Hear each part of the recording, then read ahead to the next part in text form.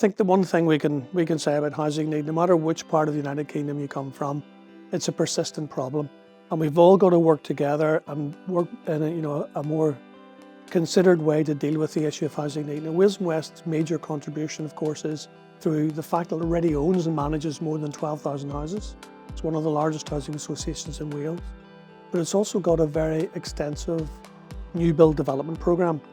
And in that programme, it's thought very carefully about the design of those houses they're building, recognising that the folk who live in them are using those houses much more intensely than many would be the case, mostly in the private sector. So they've thought carefully about the design, about the layout, about the energy efficiency of the building to try and make the solving of housing need the start to somebody's future journey for their lives, meeting their needs initially for somewhere safe, secure and warm to live, but giving them a base in which they can really build a proper, full and productive life moving forward.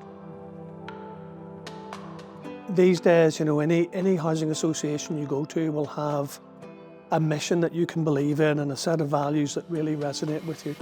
But it's one thing having those visions and values, it's quite another thing really genuinely believing it, living it day to day, and that's, I think, where Wales and West excels.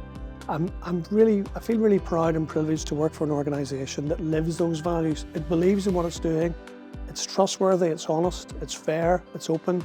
And something that really impresses me most, probably more than anything else, when it makes a mistake, it owns that mistake, it seeks to learn from it and do a better job next time.